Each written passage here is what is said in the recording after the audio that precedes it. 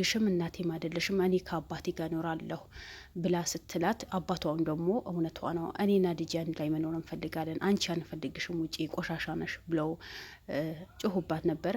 በመጨረሻ ደግሞ ግን እሷ ምናለች? እሷ ልጅህ አይደለችም፣ ልጅህ እሷ ገኒ የመጀመሪያ ፍቅረኛዬ ልጅ ናት ስትለው ጊዜ እሷ ራሱ ስትወድቆ አምቡላንስ ተጠርቶ ሐኪም ቤት ነው የተወሰደው ነበረው።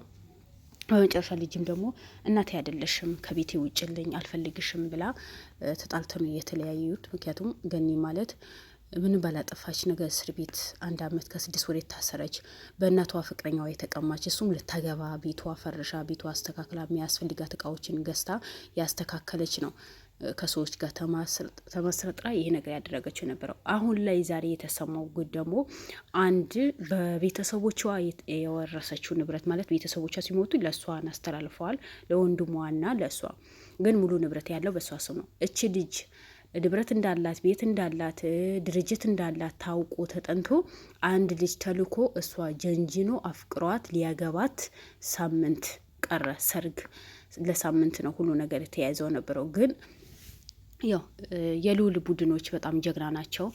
እንደሱ ጀግና ልጆች ናቸው ያፈራው። አቶ አሸናፊ ሂዶ ደግሞ ይሄ ነገር ውሸት እንደሆነ ሲነግራት፣ አይ ፍቅረኛ እንደዚህ ነገር አያደርግም፣ ይወደኛል፣ እወደዋለሁ፣ ያፈቅረኛል፣ አፈቅረዋለሁ፣ በምንም ታምር እሱ ለብር ብሎ አይደለም የቀረበኝ ሪል የሆነ ፍቅረኛዬ ነው ይወደኛል ብላ ነው የተከራከረችው ነበረው። እሺ መረጃ አሳያት።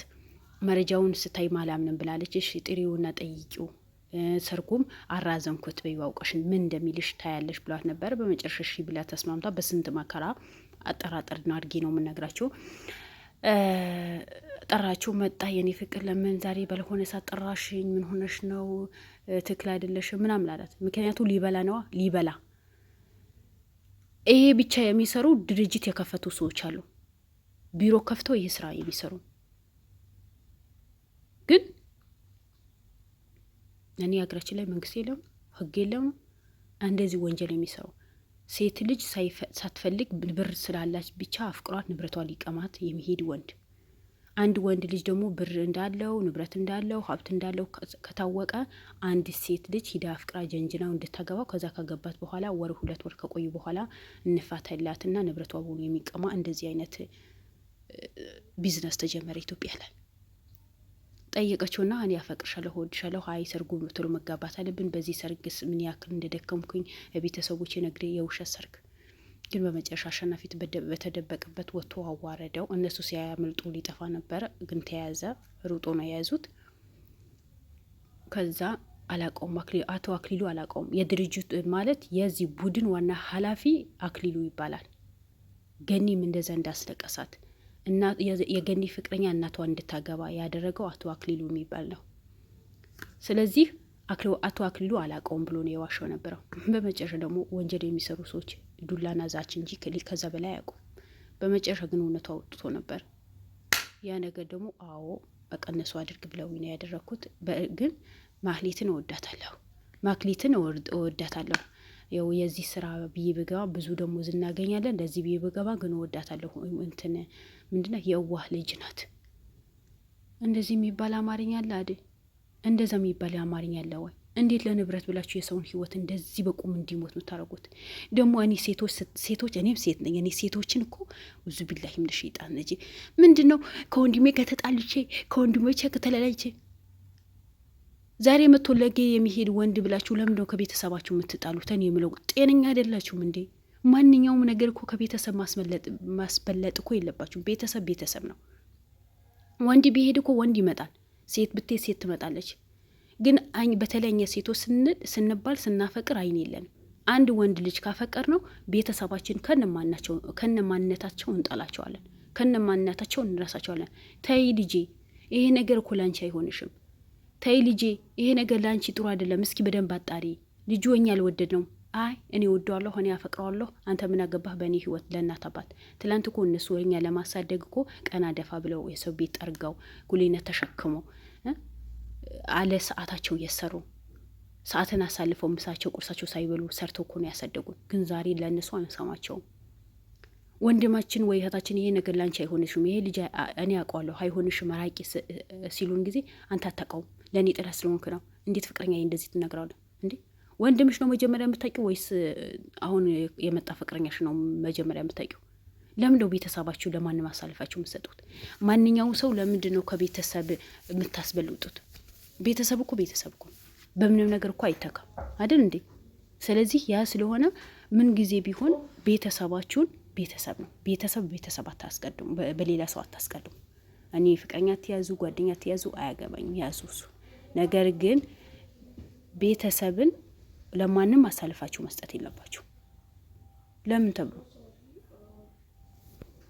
ስለዚህ ለማንኛውም ልጁ በመጨረሻ በቁጥጥር ስር ውለዋል። እሱም ተይዘዋል። እውነቱም ተናግረዋል። አዎ አድርግ ተብዬ ነው የሄድኩ ተነበረው እንጂ ሌላ ነገር አይደለም። እኔ ብዙ ብር ይከፈለኛል፣ በዚህ ስራ ሳልወድ በግዴ ነው የገባሁት፣ መውጫ ጥቼ ነው። ሰዎቹ በጣም ኃይለኛ ሰዎች ናቸው ብሎ ነው የተናገረው ነበረው። እና ለማንኛው ውድ ቤተሰቦቼ እህታችን ንብረቷ ይዞ ለመሄድ ንብረቷ ለመቀማት ንብረቷ ለሰውን ህይወት የሚያሳዝናቸው ሰዎች ለማስረከብ የጣረ ወጣት በቁጥጥር ስር ውለዋል። እሷ ግን የእምር ያፈቀራት ነው የመሰላት። በቃ የእነሱ ስራ ነው ምናምን ብሎ ሲናገር እንዴት እንዲህ ነገር ታደርጋለህ? እኔ እኮ ከልቤ ነው የወደድኩ፣ እኔ እኮ ከልቤ ነው ያፈቅርኩ፣ ለአንተ ብዬ ወንድሜ ከቤት አባረርኩኝ አለች። አየሽ፣ አንዳንዴ ቤተሰባችን ትተን ሌላ ሰው ስናሳድድ ቤተሰባችን በእኛ ላይ ቂም ይይዛል። አሁን ወንድምሽን ፈልገሽ ይቅርታን መጠየቅ አለብሽ ማክሊት። ወንድም ነው። ሁሉን ሰው ማመን ከባድ ነው። በእርግጥ አንቺ አምነሹ ነበር፣ የምን መስሎሽ ነበረ። ግን አንቺ ማንነትሽ ተጣርቶ ምን ያክል ገንዘብ እንዳለሽ፣ ምን ያክል ቤት እንዳለሽ፣ ንብረቱ ከየት እንደመጣ በደንብ አጣርቶ ነው የሚሰሩት። እንደዚህ የሚሰሩ ሰዎች ለምን በዝምታ እንደሚታለፉ አላውቅም። ደግሞ ይሄ በተለይ አቶ አክሊሉ የሚባል ሰውየው የስንት ሰው ትዳር ነው ያፈረሰው። እውነትም ጥሩ ልብ ያላቸው ቀና ልብ ያላቸው ሰዎች ትዳራችን መስርተናል ደስተኛ ነን ብሎ ነው ትዳራቸው የሚመሩት የነበረው። ግን የሚጫወትባቸው ጨዋታ ሌላ ነው። ለምን በዚህ ልክ በሰው ህይወት ላይ እንደምትጫወቱ አላውቅም። የሰው ህይወት የእናንተ ህይወት ሊበጠበጥ ማትፈልጉ ሰዎች ለሰውን ህይወት ለምን ደሞ ትበጠብጡት? እነሱም እኮ እንደናንተ መኖር ይፈልጋሉ። እና ለማንኛውም እህታችን ከዚህ ጉድ ስለወጣሽ እውነቱ ስላወቅሽ ፍቅር ሳይሆን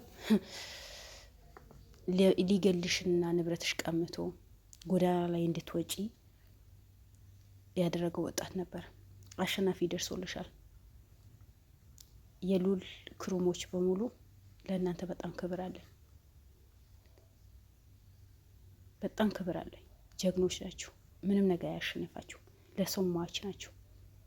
ህይወታችን የሚያሰጋ ነገር ነው፣ ይሄ ዋጋ የሚያስከፍል ነገር ነው ሳትሉ ራሳችሁ ጣል አድርጋችሁ ህይወታችሁ አደጋ ላይ ጥላችሁ ለሰው የምትቆሙ ጀግኖች ናችሁ። እንደ እናንተ ኢትዮጵያ አይነት ይብዛለን። ሙሽ እንደነዚህ በውሸት ፍቅር ይዘዋቸው ለውሸት ፍቅር ይዘው ለውሸት ትዳር ይዘው ለሰው ንብረት የሚቀሙ ወጣቶችን ሳይሆን እንደ እናንተ አይነቱ ሀገራችን ላይ ያብዛለን። እንደዛ ወንጀል የሚሰሩ ሰዎች፣ በሰው ህይወት ለመጫወት የሚሞክሩ ሰዎች ደግሞ ልቦና ይስጣቸው። ልባቸው ተዘግቶ ጭንቅላታቸው አለመስራት፣ በህሊናቸው አለመራመድ ነው ይሄንን ያህል ዋጋ የሚያስከፍላቸው። ደግሞ የዚህ ዋና አጀንዳ የዚህ ቀንበር የሆነ አክሊሉ የሚባል በቅርብ በእጃቸው እንደሚገባ እርግጠኛ ነኝ። በዚህ ልክ ላይ በሰው ህይወት መጫወት የለበትም። ከባድ እኮ ነው። ሌላ ነገር ቢሆን እኮ ችግር ነው። ትዳር ማለት አንድ ሰው ትዳሬ ነው ትዳር አግብቻለሁ ወልጃለሁ ብሎ በትዳሩ ሆነ ብሎ ትዳሩ ሲመራ ሆነ ብሎ ለትዳሩ ሲተጋ አይ እኔ ትቼ እሄዳለሁ ለውሸት ነው የቀረብኩት ማለት ከባድ አይደለም? ሞት አይሻልም? በቁም መግደል እኮ ነው። በቃ በቁማችሁ ሳትሞቱ መቃብር ውስጥ መክተት ይሻላል። ከባድ እኮ ነው። ሰው በቃ ኑሬ የኖርኩኝ እኮ ነው ብሎ እኮ ነው የሚኖረው። ግን እነሱ በቃ ጨዋታ ነው የሚጫወቱት። ፈጣሪ እንዳለባቸው አያውቁም። ነገ እንሞታለን ብሎ አይፈሩም። ነገ ልጆቻችን ምን አይነት ትርፍ ነው የምናተርፈው አይሉም። ነገ ለልጆቻችን ምን አይነት ርስቅ እናስቀምጣለን አይሉም። ብቻ የዛሬ ደስታቸው ነው የሚያስቡት። እንደዚህ አይነት ሰዎች ደግሞ በዙሪያቸው እንኳን ጎረቤታችሁ ሳይሆን በዙሪያችሁ ሊሄዱ አትፍቀዱላቸው። መፍቀድም የለባቸው። ደግሞ ወንጀለኞች ናቸው። የሰው ህይወት ምንም አያሳስባቸው። ብቻ የጊዜ ደስታ የሚፈልጉ ሰዎች ናቸው። እና እንደዛ ነው ይላችኋለሁ። እህታችን ከዚህ ጉዳይ ስለወጣሽ እንኳን ደስ ብሎሻል። ጥሩ የሆነ ትዳር ግን ካሁን በኋላ ወንድን ማመን በአንቺ ቦታ በጣም ከባድ እንደሚሆን አውቃለሁ። ለማንኛውም ጥሩ የሆነ እናት አባት ወንድም የሚሆን ትዳር ይስጥሽ። ለወንድ ብላችሁ ቤተሰባችሁ ደግሞ አታባሩ፣ ከቤተሰባችሁ ጋር አትጣሉ እላችኋለሁ። ከወደዳችሁት ላይክ ሼር አድርጉልኝ። ባባይ ወዳችኋለሁ። መልካም ምሽት። ሰላም አለይኩም ወራህመቱላሂ ወበረካቱ።